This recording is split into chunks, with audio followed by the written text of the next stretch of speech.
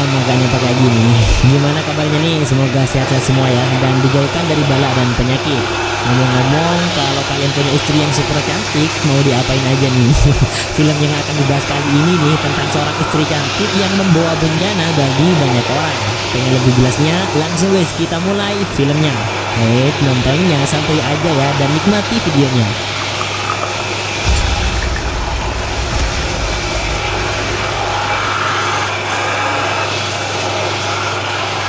Terlihat seorang wanita cantik dan mulus mantap sedang ngaduk adonan kue. Ternyata di balik celah-celah dinding ada dua pasang mata yang sedang menikmati keindahan ciptaan Tuhan. Dua laki-laki tak laku-laku itu melihatnya dengan rangsangan syahwat tegangan tinggi. Lama kemudian datang seorang laki-laki pendek, jelek, memikul barang dagangan yang langsung marah-marah melihat kelakuan dua orang bejat itu. Ternyata laki-laki ini adalah suami dari wanita cantik itu. Namanya adalah Dalang. Bukannya langsung pergi, kedua orang itu malah menghajar Dalang hingga nggak berdaya. Karena ada ribut-ribut, sang istri pun keluar. Nah, makin terlihat kecantikan dan kemulusannya. Dua orang bejat itu malah makin terangsang dan tegang hingga tanpa pikir panjang, mereka menyuruh untuk meninggalkan pria pendek suaminya itu. Namun sang istri malah sekalian memberi mereka tawaran agar menghajar suaminya dengan sebuah kayu bergerigi. Melihat ekspresi aneh wanita itu membuat mereka berdua pergi dari sana. Nah, setelah itu wanita itu membantu suaminya mengangkut barang-barang dagangannya ke dalam rumah. Wanita cantik itu bernama Pan Jinlian. Setiap hari Dalang dan Jinlian menjalani kehidupan sebagai suami istri yang sehari-harinya menjual kue basah ke pasar, di mana yang membuat kuenya adalah Jinlian dan Dalanglah yang menjual kuenya ke pasar. Di pasar, Dalang biasanya berjualan bersama seorang pemuda bernama Yun. Kadang bisa kangen, kadang juga menjengkelkan. Bahkan sekarang saat Dalang sedang galau-galaunya karena tadi malam mendapatkan penghinaan yang nusuk ke hati, Yun malah membuatnya makin jengkel saat Dalang curhat masalah isi hatinya. Ternyata malah disuruh ke hutan, di mana dia bakalan aman di sana karena ular pun gak bakalan mau dengannya. Ini yang kadang disebut dengan pemocok. Beberapa saat kemudian ada ramai-ramai orang dalam kerumunan. Untungnya nggak ada satu jodoh. Canda banget. Ternyata ada seorang pendekar yang sangat hebat karena telah menaklukkan seekor harimau ganas di hutan yang sedang diarak keliling kota oleh orang-orang. Oleh beberapa orang pemburu yang mengetahui kehebatannya mengalahkan harimau, dia pun dibawa ke sebuah kota yang bernama Yanggu ini, dikawal oleh beberapa polisi setempat. Dalang yang melihatnya dari kejauhan langsung merasa gembira karena ternyata pendekar itu tak lain adalah adik kandungnya sendiri. Namanya adalah Wu Song, dan karena dia adalah anak kedua, maka Dalang biasa memanggilnya dengan sebutan Erlang. Lengkapnya adalah Wu Erlang. Karena si Dalang ini pendek orangnya, jadi nggak bisa memperlihatkan diri kepada Erlang yang dikerumuni banyak orang. Akhirnya dia pun mengambil tangga untuk memanggil Erlang, dan itu berhasil. Sang adik juga akhirnya bisa melihat sang kakak dengan perasaan bahagia. Tapi tiba-tiba dia jatuh. Erlang pun langsung turun dari tandunya dan langsung menghampiri sang kakak tercinta. Pertemuan dua saudara bermarga Wu setelah sekian lama berpisah membuat mereka berdua semakin bahagia.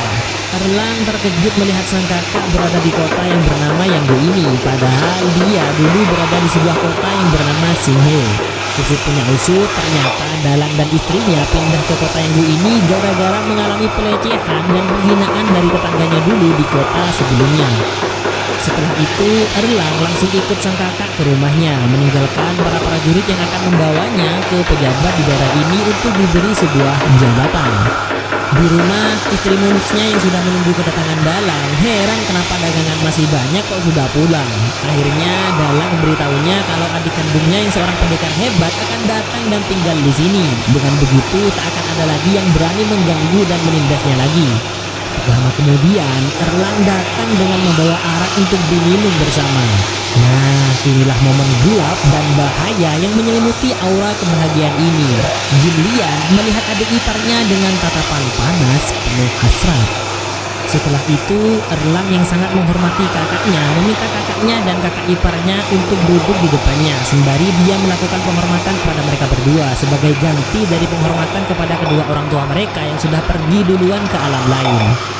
Dalam sujudnya sang adik ipar, Jin Lian makin berhasrat melihat kegagahannya. Bahkan saat makan bersama, cewek mulus itu makin gak karuan dan makin kerap gula kawan. Waduh. Setelah mabuk-mabukan bersama, akhirnya tibalah saatnya untuk kembali ke kamar. Dalang yang sedikit teler karena mabuk arak sedang ingin melakukan permantapan dengan sang istri. Namun Jin Lian menolaknya dengan alasan Dalang lagi mabuk, jadi kurang greget kalau main sekarang. Padahal dia lagi kepikiran sama si adik ipar. Dalam gelapnya malam, sendiri dalam sepi, Jin Lian mengaduk-aduk adonan dengan perasaan penuh syahwat dan juga penuh ketakutan. Pasalnya semenjak bertemu dengan Erlang, hatinya kembali merasakan apa yang selama ini dia inginkan. Kebahagiaan duniawi yang diidam-idamkan para wanita, apalagi secantik dan semulus dirinya, yaitu lelaki tampan, gagah, dan mantap. Malam itu dia mengingat kenangan masa lalu, sebuah keadaan yang membuatnya berada di tempat ini. Waktu itu di siang hari di sebuah kota bernama Xinghe. Jin Lian adalah seorang pelayan di rumah salah seorang bangsawan. Dengan kecantikan dan kemuliaan tubuhnya membuat sang majikan kehilangan kendali, nggak bisa nahan syahwatnya untuk memantap-mantap Jin Lian. Dan pada akhirnya Jin Lian masuk ke lembah kenikmatan duniawi. Saat masih tegang-tegangnya aliran permantapan, tiba-tiba istri bangsawan itu datang menghentikan mode panas mereka berdua. Dan parahnya lagi, sang majikan malah menuduh Jin Lian yang telah menggodanya. Akhirnya istri bangsawan yang murka membuat Jin Lian harus menikahi orang terjelek dan tua di kota itu sebagai hukuman atas perbuatannya. Dan dia harus mau, kalau enggak dia akan dimasukkan ke dalam penjara. Orang yang jelek itu tak lain adalah Hu Dalang. Pernikahan gak sebanding itu membuat Jin Lian dan Dalang selalu dihina dan dilecehkan oleh tetangga sekitar, hingga akhirnya mereka berdua pindah ke kota yang jauh ini. Nah, gitu cerita awal Jin Lian menikahi Dalang yang dijuluki kurcaci di kotanya. Setelah itu, Jin Lian berniat melakukan pengintipan kepada Erlang yang saat itu ternyata sedang mandi. Tubuh kekarnya yang terlihat glowing saat terkena siraman air dan pantulan cahaya membuat Jin Lian semakin... Bahkan dengan berani lagi, dia ingin mengelap tubuh sang adik ipar yang lagi basah. Untungnya sang adik ipar mengelak dan sangat menjaga adabnya. Keesokan harinya, saat Erlang akan membantu kakaknya berjualan kue ke pasar, tiba-tiba saja datang beberapa prajurit pemerintahan memberitahu bahwa Erlang, sang penakluk harimau, resmi diangkat menjadi kepala polisi saat ini juga. Bahkan seragamnya diberikan langsung kepada Erlang. Melihat itu, Dalang sangat bangga kepada adiknya, dan ini juga semakin membuat Jin Lian kelepek-kelepek menghadapi kelepek. Beberapa waktu kemudian, Erlang menumpas beberapa kasus kejahatan, penculikan, rencana permantapan, dan lainnya dengan kemampuan hebatnya yang dengan sigap dan tanggap melawan para penjahat-penjahat itu, sehingga dia semakin terkenal dan dihormati oleh orang-orang, di samping juga karena tata keramanya yang sangat baik. Intrik bahayanya akan dimulai di sini nih. Suatu malam di tempat wisata kelamin ada seorang bangsawan kaya raya bernama Si Mensing. Dia sedang dalam keadaan galau karena bosan tidak menemukan gadis terbaru di tempat pelajaran ini. Padahal istrinya sudah banyak dan cantik-cantik. Akhirnya Bu Germo datang menghampirinya untuk menenangkan hatinya. Dan bagaikan bisikan setan, Bu Germo menyarankan untuk Si Men agar mencari sensasi lain untuk menemukan gadis yang bisa membuatnya puas. Dengan pepatah khas Cina, Bu Germo mencuci otak Si Men. Istri yang sah tak sebagus istri tak sah. Istri tak sah tak sebagus pelacur, dan pelacur tak sebagus dari yang dicuri. Nah, artinya Bu Germo menyarankan Si Men untuk mencuri wanita. Mungkin dengan cara itu dia akan menemukan sensasi yang berbeda dari sebelumnya. Keesokan harinya di pagi setengah siang yang lumayan cerah, Erlang seperti biasa disambut dengan baik oleh masyarakat. Bahkan anak-anak menyukai dan mengaguminya. Suara ramai-ramai menyebut nama Erlang yang tak jauh dari rumah Dalang terdengar oleh Jin Lian, hingga dia langsung memastikannya lewat jendela. Saking terpesonanya Jinlian kepada sang adik ipar yang menggairahkan, membuatnya nggak sadar menjatuhkan kayu penyangga jendela rumahnya dan tepat mengenai Ximen yang saat itu sedang berjalan tanpa arah tujuan di depan rumahnya. Nah, saat itulah untuk pertama kalinya Ximen merasakan getaran hati yang sangat mengguncang. Sosok Jinlian yang mulus dan penuh gairah membuat Ximen meleleh. Saat dia akan mengembalikan tongkat itu, malah langsung ditutup oleh Jinlian. Di samping rumah Jinlian ada seorang emak-emak pemilik kedai teh bernama Wang Po yang ternyata mengenal Ximen. Dia tahu kalau Ximen terpesona dengan kecantikan dan kesemelohaian Jinlian. Dari emak-emak ini, Ximen akhirnya tahu bahwa Jinlian sudah menikah dengan orang pendek dan jelek, hingga dia sangat menyayangkan wanita cantik dan semulus Jinlian harus menikah dengan orang melas dan gak sepadan dengannya. Mak Wang Po juga memperingatkan Ximen bahwa suami Jinlian adalah kakak dari pendekar penakut harimau yang sekarang menjadi kepala polisi, yaitu Wusong alias Erlang. Setelah itu, hasrat besar Ximen membuatnya mempunyai rencana busuk untuk menyingkirkan Erlang dari kota itu. Akhirnya, dia menemui pejabat tinggi untuk memberikannya sebuah rantang kue kebahagiaan yang katanya adalah buatan istri Ximen, tapi ternyata setelah dibuka, isinya adalah emas semua. Hal itu adalah upaya Ximen membuat sang pejabat untuk membuat Wusong alias Erlang pergi dari kota Yanggu ini dalam beberapa waktu. Di saat yang sama di rumah Dalang, Jinlian membuat kue yang lebih banyak dari biasanya. Hal itu ternyata agar Dalang lebih lama berjualan di pasar. Setelah sang suami pergi, dia mandi, memakai parfum dan berpakaian bagus serta menyiapkan arang. Kira-kira buat siapa ya? Padahal sebelum ini dia nggak pernah merhatiin penampilannya. Di pasar dalam cuaca yang sangat dingin karena turun salju, Dalang menawarkan barang dagangannya yang nggak laku-laku. Beberapa saat kemudian sang adik datang untuk membantunya setelah dia selesai dinas. Namun karena Dalang gak ingin adiknya yang sudah menjadi kepala polisi ini jualan kue, akhirnya menyuruhnya untuk pulang duluan. Ya gimana lagi, sang kakak udah bilang gitu. Nah, saat sampai di rumah, Erlang disambut dengan meriah oleh kakak iparnya. Ternyata ini nih yang membuat dia tiba-tiba berdandan cantik. Ya emang udah cantik sih, tapi lebih bersih dan glamor dari sebelumnya. Selain itu, makanan pun juga enak-enak, gak seperti biasanya. Dan itu hanya untuk membuat Erlang tergoda dengannya.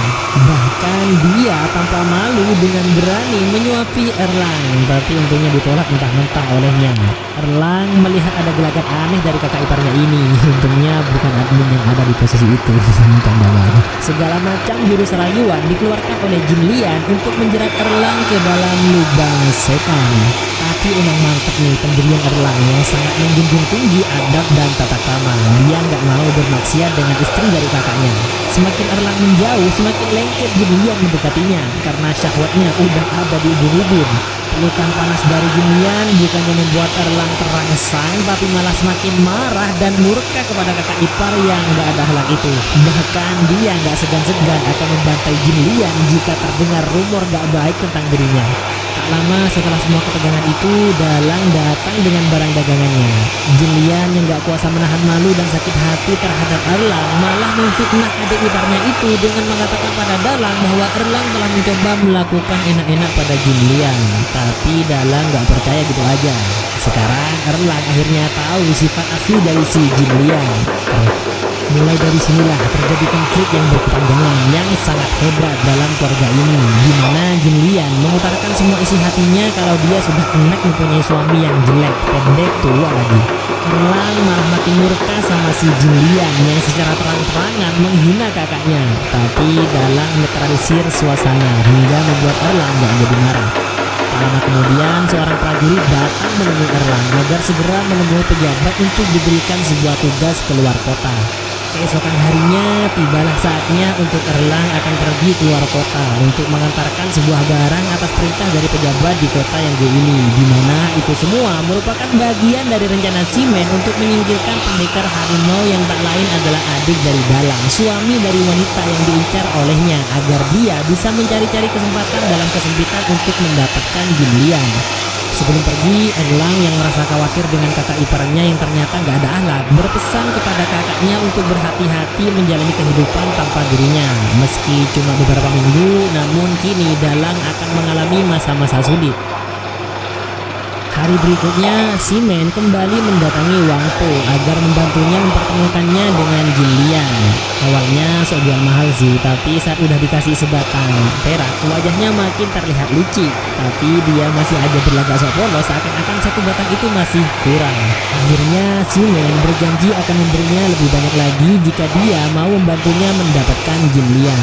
Kesepakatan pun terjadi, dan dengan cara halus Wang Po membuat alibi agar Jin Lian bisa datang ke tempat ini, yaitu menyuruhnya untuk menjahit baju yang kebetulan memang Jin Lian juga pandai menjahit.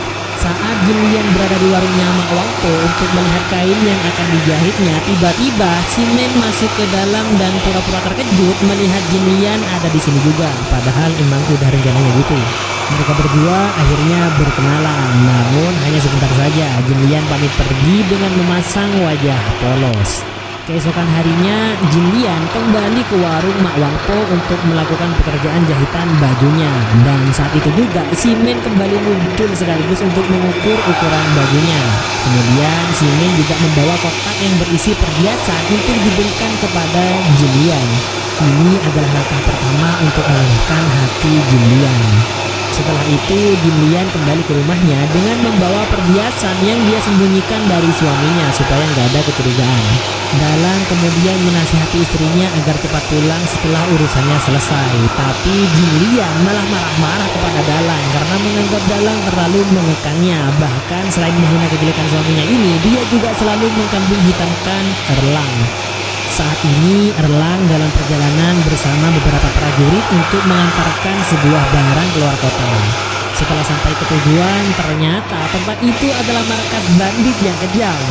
Saat salah satu anak buah bandit akan membuka isi dari kotak yang dibawa oleh Erlang, dia malah langsung menyerang Erlang.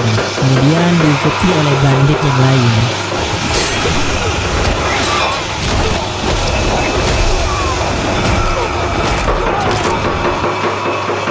Pukulan mantap Erlang menghempaskan beberapa musuhnya hingga menjatuhkan kotak barang, dan ternyata isinya adalah batu. Semua ini memang adalah rencana untuk membunuh Erlang. Para bandit ini dibayar oleh Ximen untuk mengantarkan Erlang ke alam lain. Saat sang ketua bandit maju, pedangnya bisa dengan mudah ditangkis oleh Erlang. Namun siapa sangka di belakangnya ada prajurit yang menusuknya dari belakang. Ternyata dia juga dibayar oleh Ximen untuk membunuhnya. Sekarang Erlang tahu bahwa yang menyuruh mereka semua adalah seorang bangsawan yang bernama Ximen King. Setelah itu Erlang semakin murka dan membantai semua orang yang ada di sana tanpa terkecuali.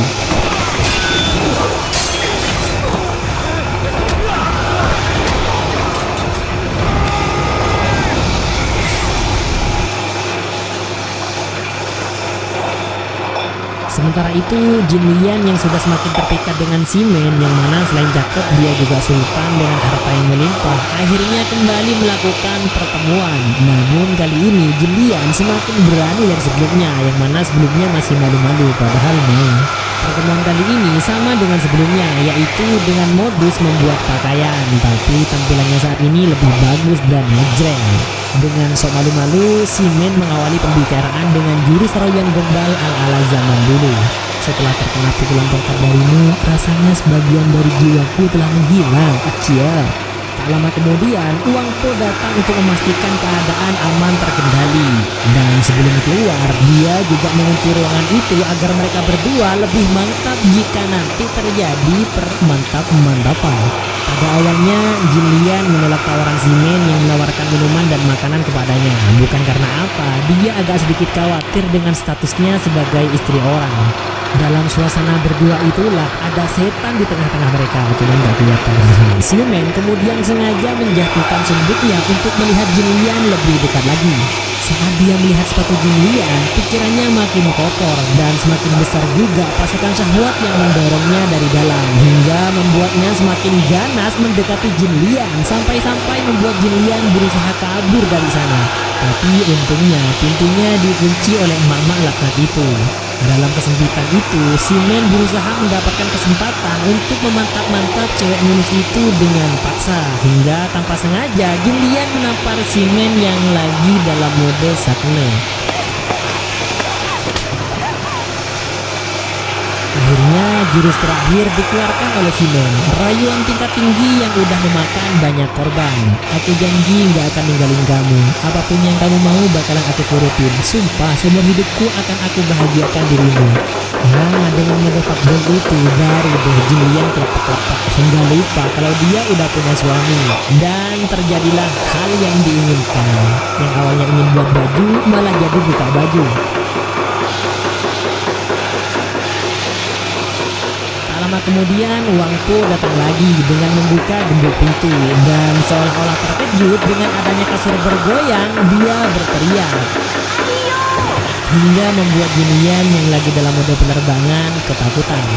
Dan inilah saatnya Wang Po melancarkan rencana terakhir, yaitu mengancam Jinlian untuk selalu menjadi permantapan bagi Shimen kapanpun dia butuh dan harus setia kepadanya. Jika nggak mau, maka kejadian ini akan disebarluaskan kepada orang-orang. Kena deh sama rencana busuk si Wang Po.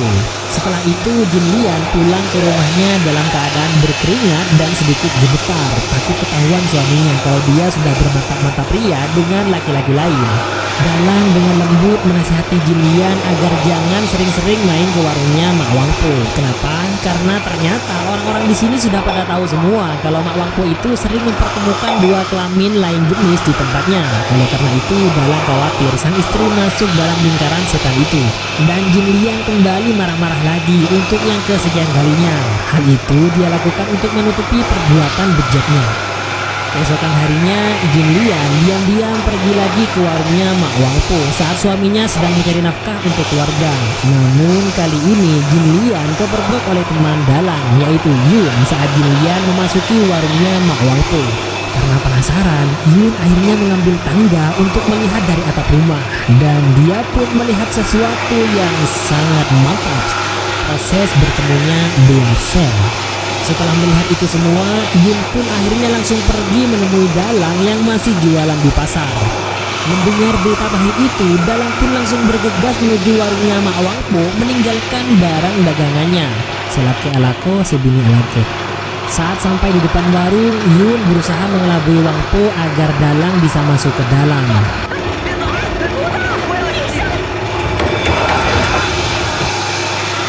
Gedoran keras pintu oleh Dalang membuat Jinlian yang lagi dalam proses penerbangan kaget dan takut. Tapi emang dasar cacingan nih Shimen. Dia dengan santuy membuka pintu seakan-akan gak ada apa-apa. Akhirnya ketahuan juga perselingkuhan istri cantiknya dengan laki-laki lain. Meskipun Dalang marah besar, dia nggak bisa melakukan apa-apa karena tubuhnya yang pendek dengan mudah ditendang dan dihempaskan oleh Shimen hingga dia terjatuh dari lantai atas. Dan akhirnya dia mengalami cedera yang cukup parah. Kasihan banget, udah pendek, jelek, melas lagi hidupnya. Setelah itu, Jinlian yang merasa bersalah dan takut kepada adik iparnya mencoba untuk meminta maaf kepada Dalang. Tapi Dalang udah kadung marah sama si Jinlian. Akhirnya Shimen, Jinlian dan juga Mak Wang Po merencanakan untuk membunuh Dalang, di mana Mak Wang Po menyarankan untuk meracuni Dalang yang sedang sekarat dengan racun yang bernama arsenik yang biasanya digunakan untuk pestisida dan lain-lain. Kemudian mereka langsung melancarkan rencana mereka untuk meracuni Dalang. Ramuan obat yang dibuat oleh Jinlian dicampur dengan racun arsenik. Setelah itu Jinlian dan Mak Wang Po mendatangi Dalang agar meminum obat supaya cepat sembuh. Namun Dalang masih nggak bisa memaafkan Jinlian. Sejurus kemudian Mak Wang Po merayu dan membodohi Dalang bahwa Jinlian telah ditipu oleh Shimen hingga pada akhirnya Dalang mau memaafkan istrinya. Barulah dia meminum obat dari Jinlian yang ternyata adalah racun.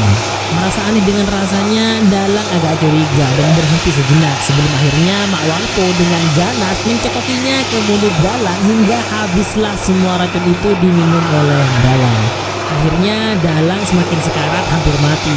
Tak sampai di situ, kekejaman dua wanita ini semakin menjadi-jadi dengan menyekap Dalang yang sudah sekarat itu dengan selimut hingga akhirnya dia menghembuskan nafas terakhirnya dalam keadaan yang sangat tak terhormat dan sangat mengenaskan. 1 minggu kemudian, Erlang kembali ke kota Yanggu setelah mendapat beberapa luka di tubuhnya akibat pertarungan sebelumnya dengan para bandit. Di sini dia melihat sebuah kejanggalan di mana semua orang menjauhinya dan dia menemukan Yun, teman yang selama ini bersama dengan Dalang di pasar. Dia sudah seperti orang gila. Ups, ada gigi, maaf. Ternyata Yun ini sudah disiksa oleh orang-orang Simen agar tutup mulut tentang semua yang terjadi pada Dalang. Akhirnya setelah mengetahui bahwa kakaknya sudah meninggal dunia, dibunuh oleh Jin Lian, Simen dan juga Mak Wangpo, Erlang langsung bergegas menuju rumahnya. Di sana sudah ada altar pemakaman Wu Dalang. Lama kemudian Jin Lian datang dengan pakaian berduka cita khas Cina. Dia menangis di depan Erlang sebagai rasa berduka atas kematian Dalang, padahal dialah Dalang pembunuhnya. Dari sini Erlang baru tahu kalau kakaknya mati karena sakit di bagian hatinya. Bahkan jasadnya sudah diotopsi dan dikremasi atau dibakar oleh orang-orang pemerintahan. Erlang sudah menyangka bahwa Jin Lian ada di balik pembunuhan itu. Selain itu, dia juga tahu kalau Jin Lian suka keluar rumah. Dilihat dari sepatunya, di mana dia berbohong bahwa semenjak kematian Dalang dia nggak pernah kemana-mana. Padahal dia bermata-mata dengan sini. Meski Erlang menyangka Jin Lian sebagai pembunuhnya, dia harus memperkuatnya dengan bukti. Akhirnya dia mendatangi petugas yang mengotopsi jasad kakaknya, yaitu orang yang bernama He Jiu. Dengan sangat takut, He Jiu kemudian menunjukkan bagian tulang yang sengaja dia simpan. Meskipun dia disogok dengan mahal oleh Simen, namun dia tahu bahwa suatu hari Erlang akan datang dan akan membalas dendam atas kematian kakaknya. Dari tulang yang sudah kehitam-hitaman itu, barulah Erlang tahu bahwa kakaknya dibunuh dengan cara diracun, dan pelaku utamanya adalah orang yang sama yang telah merencanakan pembunuhan kepadanya, yaitu Simen Sing. Dia juga sudah bisa menyimpulkan motif sebenarnya dari semua ini, mulai dari rencana pembunuhan kepada dirinya hingga kematian kakaknya, tak lain hanyalah gara-gara serabi lempit Jin Lian, sang kakak ipar. Setelah itu, Erlang kembali ke rumahnya dengan membawa barang bukti dan 2 polisi untuk menyeret Mak Wangpo yang juga menjadi tersangka pembunuhan.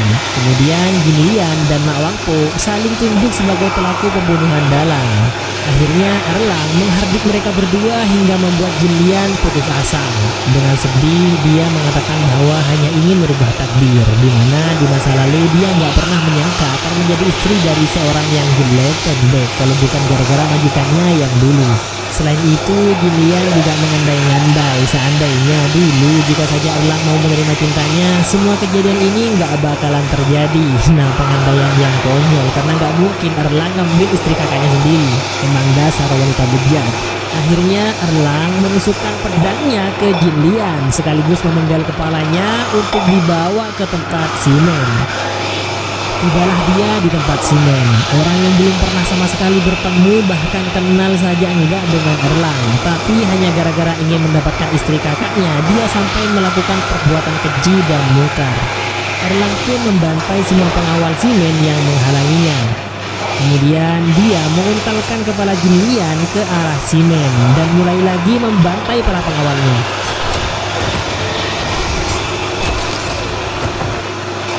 Dan akhirnya dia bertarung dengan Simen, di mana secara kemampuan bertarung dia jauh di bawah Erlang, tapi dia masih mempunyai banyak pengawal yang melindunginya dengan bayaran yang mahal.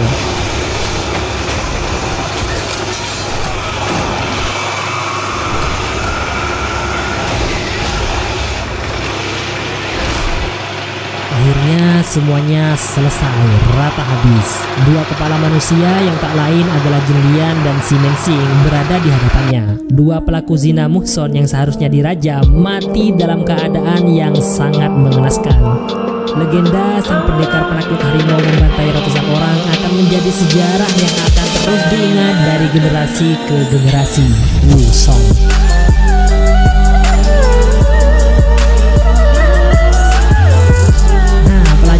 Kita ambil dari film ini adalah harta, tahta, dan wanita sungguh menggoda. Namun semua itu tidak akan dibawa mati, karena yang akan menemani kita semua di alam selanjutnya adalah amal kita sendiri.